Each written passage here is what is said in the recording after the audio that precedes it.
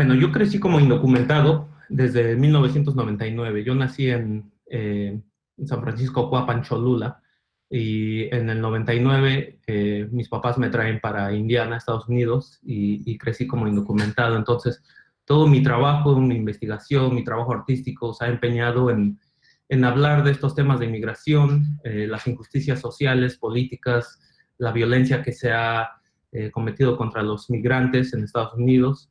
Eh, y apenas hace un año tenía yo el estatus de DACA, que es acción diferida para los menores de edad que llegaron a este país. Entonces, apenas hace un año yo pude empezar a viajar a México con un poco más de confianza de poder entrar de nuevo a Estados Unidos.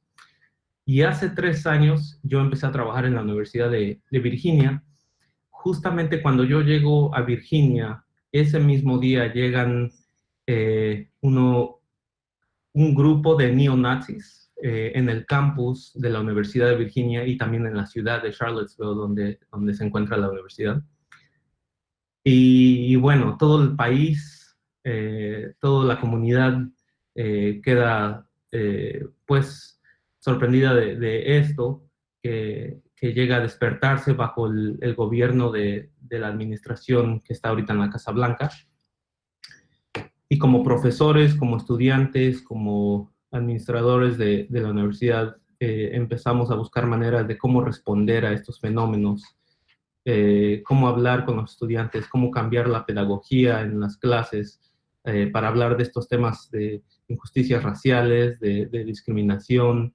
Y bueno, yo también me empiezo a preguntar como mexicano, como migrante, como artista, cómo poder responder a estos fenómenos, viendo este tipo de imágenes justamente en la universidad donde trabajo, donde yo vivo, y pensando cómo este tipo de ideología, estos movimientos son una amenaza, una violencia política contra los migrantes que crea mucha xenofobia, otredad y odio hacia la gente que no sea blanca, que no sea de este país, que venga de otro lugar, ¿no? Y al ver estas imágenes empiezo a pensar cómo los materiales o lo que usan como objetos de odio los neonazis en esta imagen, cómo eso se puede convertir en una herramienta artística, ¿no? Empiezo a conceptualizar este fenómeno en un proyecto artístico. Empiezo a ver cómo en Gaza, por ejemplo, usan papalotes como armas para pelear contra el enemigo, los israelitas, al amarrar bombas, molotovs, y lanzándolos a los enemigos. Entonces, desde aquí empiezo a pensar también cómo la cultura, la tradición se puede convertir en armas políticas, ¿no? Para luchar, para enfrentar al enemigo. Empiezo a ver también a través de esta investigación de arte y cultura como armas políticas, en Guatemala, por ejemplo, estos papalotes de casi 40 pies de altura, que son usados no necesariamente como armas políticas, pero una manera de celebrar y preservar la historia y la cultura. En este caso, su evento que se puede comparar al Día de Muertos, usan papalotes para volar los cielos y tratar de así alcanzar la espiritualidad con aquellos que ya se fueron a otro mundo.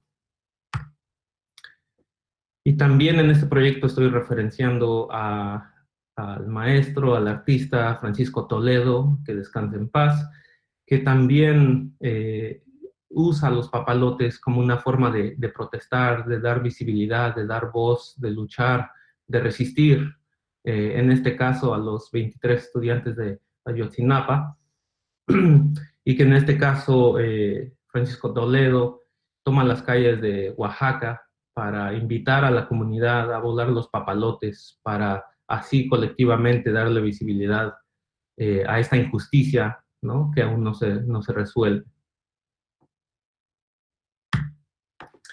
Y bueno, desde ahí empiezo este proyecto que propone usar la cultura, la tradición, como armas políticas para resistir, para luchar estas injusticias, la violencia política, especialmente bajo esta administración el presidente actual de Estados Unidos.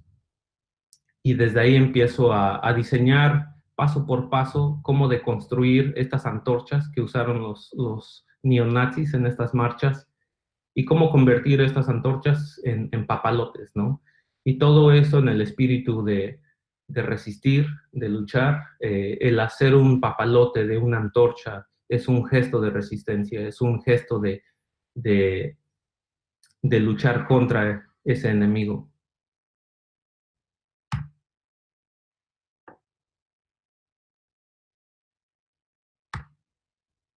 Eh, entonces empiezo a expandir un poco más el proyecto en invitar también a la gente, en este caso a las familias latinoamericanas migrantes de Virginia, que vengan a la universidad, a un taller que les ofrecía a hacer estos papalotes de las antorchas. Y todo esto, de nuevo lo repito, como un gesto de resistencia, ¿no? Como un decir, estamos aquí luchando con nuestra cultura, con nuestra tradición.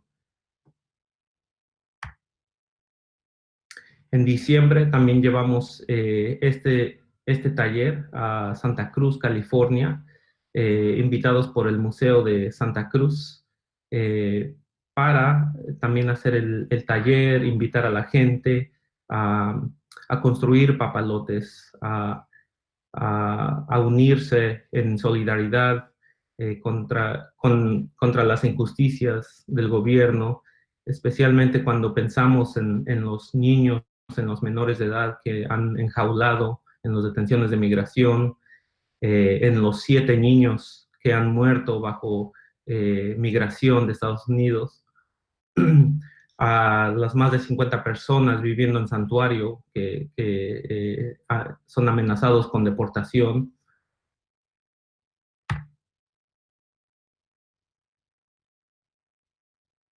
Y aquí también empezamos a usar materiales. Este material que ven son las cobijas térmicas que usan en los centros de detención migratorios. Y aquí pueden ver cómo ya los papalotes, después de volarlos en la playa, ya los instalamos en el museo.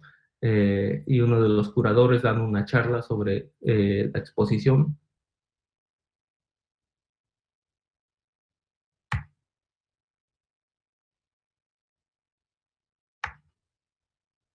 Después también se instalaron estos papalotes en Virginia, justamente en Charlottesville, donde vinieron los neonazis.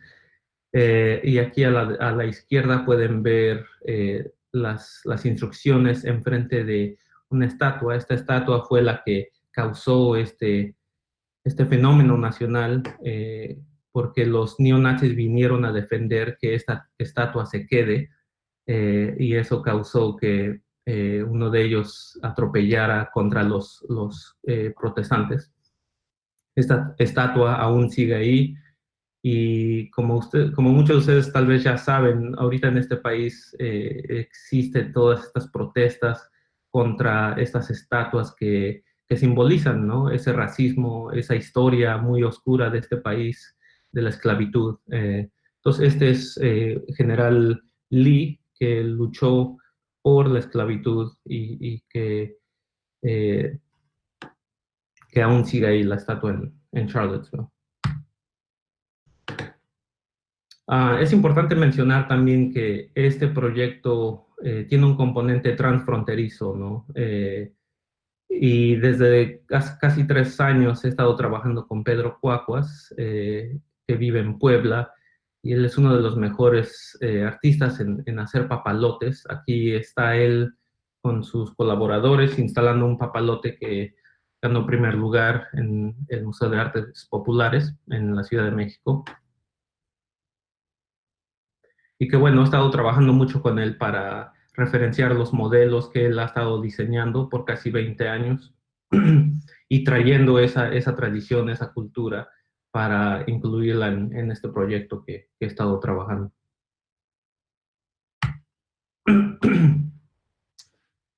en marzo 16 de este año, teníamos planeado ir enfrente de la Casa Blanca a hacer una protesta con los papalotes, una protesta pacífica, ¿no? En contra de estas, de la administración que ha incrementado las deportaciones y la detención de menores de edad.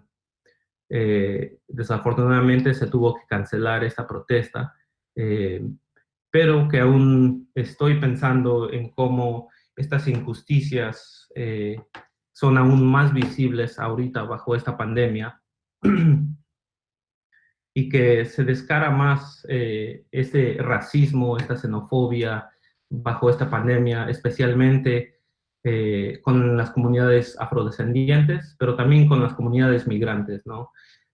Ahorita estamos viendo que los trabajadores esenciales de este país son los migrantes, son los que están trabajando eh, en, en agricultura, en las fábricas, en construcción, en jardinería, y que son los primeros que son infectados, son los primeros que son afectados también, porque son los primeros que no tienen estos recursos médicos, no tienen ese apoyo del gobierno también para subsistir, ¿no? Estas injusticias. Y bueno, creo que lo que sigue con este proyecto de los papalotes es luchar también o usarlos para luchar contra estas injusticias que se están viendo contra nuestros hermanos y hermanas migrantes bajo esta pandemia. Bueno, así paso la palabra al siguiente. Gracias.